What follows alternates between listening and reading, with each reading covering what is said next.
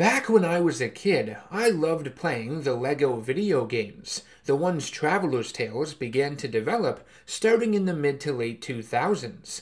Long before LEGO games and movies based around top-tier media franchises were commonplace, all we really had at the time were LEGO Star Wars and LEGO Indiana Jones, the ones based on Lucasfilm properties. That's it.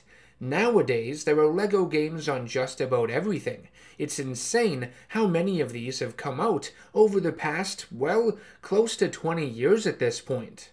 I'm not going to sit here and tell you that the LEGO games make up some of my favorite video games of all time, because they don't. They're very simplistic in structure, and despite the gameplay advancements the series has made since its inception, at their core, they haven't really changed all that much.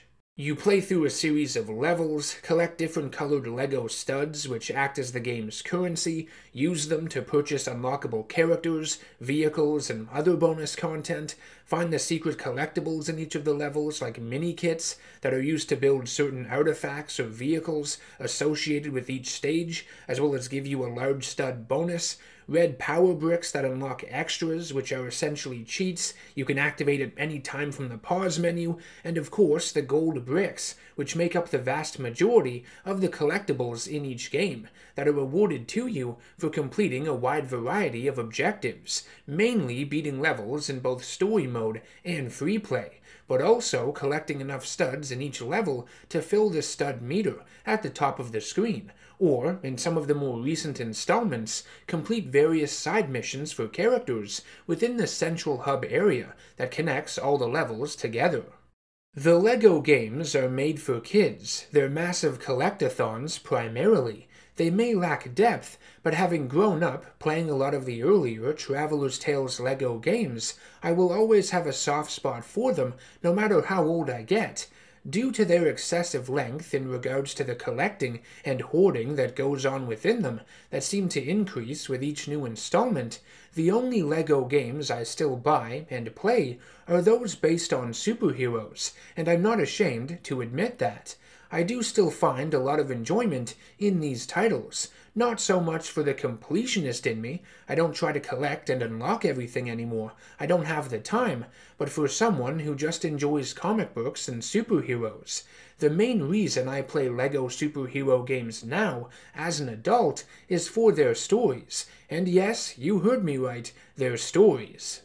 In a sea of superhero media nowadays that portrays these characters in a relatively serious and somewhat grounded way, it's kind of refreshing playing these colorful, campy, and cheesy LEGO games. They are set within exaggerated versions of the worlds we know from the comics, and feature a wide array of visual and verbal humor, as well as slapstick, none of which are restricted by any set rules or guidelines. Everything goes in the LEGO universe. Nothing is off limits. These games may poke fun at the properties they are adapting, dialing up the immaturity and silliness, but it's done in a respectful and flattering way, all in good fun. To me, the LEGO superhero games feel like a modern-day video game equivalent of the Elseworlds stories, made popular by DC Comics, the ones that were completely separate from the main continuity and set within their own unique, alternate realities.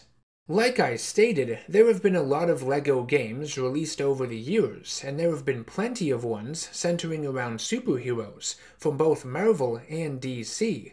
I own all of them in my collection, and hope to look at each one of them at some point in the future. I will be putting greater emphasis on their story modes, more so than their gameplay though, having gone through the gist of it at the beginning of this video. If you've played one LEGO game, you've basically played them all, let's be real. I think the vast majority of us have either played one, have seen someone play one, or have kids that play them. I'm assuming you are familiar with these games in some way, especially if you've made the decision to watch this video. Anywho, for the time being, I'm only going to be focusing on the first ones, the original LEGO Batman, as well as its two sequels, LEGO Batman 2, DC Superheroes, and LEGO Batman 3, Beyond Gotham. all of which are going to be separate videos I will be releasing in the next few weeks. Lego Batman, the video game, came out back in 2008, which I remember like it was yesterday. It was only the 5th Lego game Traveler's Tales had made. However, it was the first to feature an entirely original story, the previous games having been directly based on the Star Wars and Indiana Jones movies. Because of this, I feel it has a lot more freedom with what it can do than those games did. But seeing as Lego Batman was released in the early days of these Lego games and lacks voice performances and everything, it still shows its age, unfortunately. Its humor is very limited because it has to rely solely on sight gags and slapstick alone. It's not as layered as later games would become, bringing verbal humor into the mix as well. The stories would just become a lot stronger moving forward. The story mode of Lego Batman is broken down into 3 separate episodes, which have Batman and Robin go up against groups of supervillains that have escaped Arkham Asylum. Each team of evildoers is being led by a mastermind villain, trying to accomplish a specific goal. The first episode is called The Riddler'S Revenge, and has the Riddler plotting to rob the Gotham City gold reserves, with the aid of Two-Face, Mr. Freeze, Poison Ivy, and Clayface. The second episode is entitled Crazed Penguin, which sees the Penguin employ Catwoman, Bane, Man-Bat, and Killer Croc in an attempt to take over Gotham with an army of remote-controlled penguin robots they have strategically placed throughout the city. The last episode, The Joker's Return, has the Clown Prince of Crime teaming up with Harley Quinn, the Scarecrow, Mad Hatter, and Killer Moth to try and detonate a series of bombs he has planted in the Gotham Cathedral to spread his deadly laughing gas across the city. This episode's premise is easily the darkest of the 3, but Joker's toxin only causes citizens to laugh uncontrollably and not die. The game is E for everyone after all. While these episodes are very simple in their execution, I do enjoy each of them featured in this game. They provide all of the main villains with a reason to be there, seeing as each member of these teams provides a vital component to the success of their respective masterminds' plans. All of the levels have their own unique designs and personality, tailor-made for the boss villain you face in them, as Batman and Robin. Some of them, like Amusement Mile, the Gotham Zoo, and even the Snowy Cones factory where you take on Mr. Freeze and his goons, are just so colorful and vivid, some of my favorites in the entire game. I think the groups of villains have been chosen wisely as well, with similarly driven characters or ones that just seem to fit naturally together. Penguin is with all of the animal-related rogues, like Catwoman, Croc, and Man-Bat, and the Joker is put with all of the crazier ones like Harley Quinn, Mad Hatter, and Killer Moth. Regarding Killer Moth, this might be his most memorable appearance of all time, at least for me. How he's depicted in this game is fucking hilarious, constantly reaching for light fixtures and fidgeting like a crack addict. The boss battle against him even makes use of a giant light bulb you have to turn on. It's amazing. Maybe someday Killer Moth will be done justice in a live-action film or TV series, but the Lego one from this game made a lasting impression on me. It always comes to mind when I think of the character. On top of the 15 levels that make up the hero story, accessible through the Batcave hub area, there is also a villain campaign that you can play within Arkham Asylum. It's pretty neat because it provides a bit more backstory surrounding the levels you play as Batman and Robin, seeing how the villains set up their traps to spring on the heroes and acquire the necessary items during each phase of their operation. 2 villains also get more time to shine in them that I feel were misused during the hero side of the story. Apart from the opening cutscene of Crazed Penguin, Bane is not mentioned throughout the entirety of Episode 2. You find out in one of the villain levels that Penguin had hung him out to dry when the two were surrounded by the GCPD at the Gotham docks, trying to steal a special satellite that will allow Penguin to transmit a strong enough signal for all of his penguin robots to receive across the city. Having Bane be one of the boss characters you encounter as Batman and Robin would have been really epic. I think his Lego figure looks awesome, and the heavy breathing animations are hilarious. At least the cutscene depicting Bane's capture by the police was a standout moment though. He rages out over Penguin's double-cross and throws a police cruiser into the air, which lands on his head and knocks him out cold. Seeing the officers attempt to drag his unconscious body back to the precinct is an image I will always have burned into my mind. Classic. The other villain I feel was misused was Scarecrow, who just so happens to be my favorite Batman villain out of the bunch, so that sucks. During the hero's story, you have a dogfight with his biplane, preventing him from spreading his fear gas across the city. It ends up crashing into Joker's helicopter, and Scarecrow is presumed dead, not appearing again throughout the episode. It's revealed in the villain levels that Joker and Scarecrow survived the crash, riding a pair of balloons down through the rooftop window of the Flugelheim Museum. Getting to play as Scarecrow in one of these villain levels is a lot of fun, and a consolation for not having a hand-to-hand encounter with him as the heroes, I guess. But thankfully, later games in the LEGO Batman series would provide much stronger battles between Crane and the dynamic duo, making use of the mind-altering effects of his fear toxin.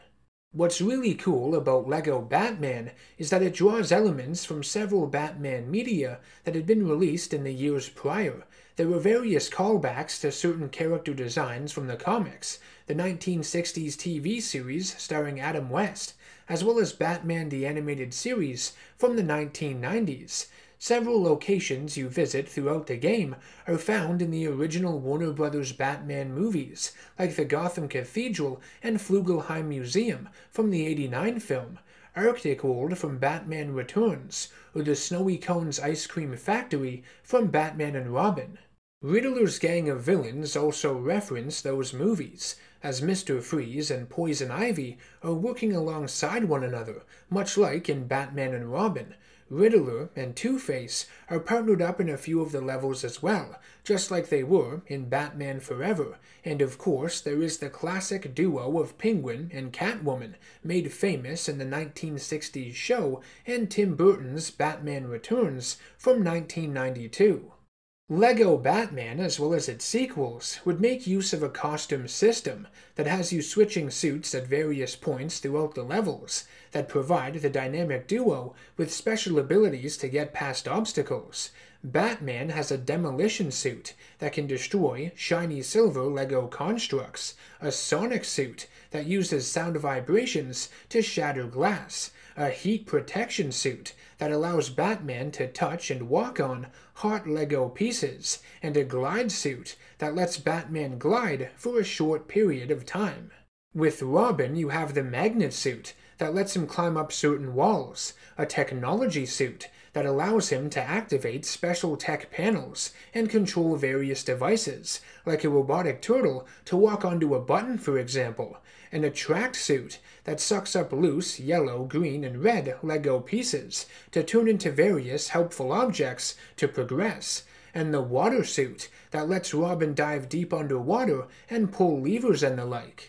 I mentioned in my review of the Batman Arkham Origins DLC that I love when Batman Media provides the Caped Crusader with all of these different types of suits to combat all the challenges and environments he is faced with. It reminds me of all the various action figures of him I had as a child. The Batsuit is a gadget in and of itself, and while some of us probably expect him to have everything he needs in a single suit, the idea of Batman having several interchangeable ones is awesome too, even if it might be a little hokey to some. All of the Dark Knight's iconic vehicles make an appearance in LEGO Batman. In each of the episodes, you get one level centering around a specific Bat vehicle. Riddler's Revenge features one with the Batmobile having you take on Two-Face's armored truck. Power-Crazed Penguin has you battle Penguin's submarine, another callback to the 1960s show and movie within the Batboat. And the Joker's Return has that aerial dogfight with Scarecrow I mentioned earlier in the Batplane. I should mention that Batgirl and Nightwing are also available to play as in LEGO Batman in free play mode. Batgirl has all of the same alternate suits that Batman has, and Nightwing has all of Robin's. I guess this is as good a time as any to bring up the full character roster featured in this game too. Compared to the newer LEGO games, even Star Wars The Complete Saga that was out the year prior, LEGO Batman's selection is pretty drab. Half of these characters are ones you'll never really play as, stock LEGO figures like police officers, sailors, scientists, and fishmongers. Hush is an unlockable character you get after saving all of the hidden citizens in each of the levels. Ra's al Ghul is unlocked after beating the game to 100%. Though LEGO Batman is the most simple and archaic of all the LEGO superhero games that have come out, I don't consider it to be the worst, and it might still be my favorite of the LEGO Batman ones, because it focuses primarily on Batman himself, his world, and his characters. The other two games of the trilogy would implement elements from the wider DC universe, bringing in other members of the Justice League and a plethora of supervillain characters as well, but I will get to those games in due time. Just be patient. I want to thank you all for watching my review of LEGO Batman. Like I had mentioned, I will be emphasizing the stories of the other LEGO superhero games more than their gameplay itself moving forward, because all of these games play the exact same, more or less. I don't want to repeat myself in all of these videos. That wouldn't be fun to script and record, and I don't think it would be very fun to watch either. If you enjoyed the video and want to see more like it, please think about subscribing to the channel and hitting that bell icon to be notified of all the future content I release on here. Let me know any superhero games you would like to see me discuss in the future down in the comments section below. I will see you all in the next one. Take care and stay nerdy.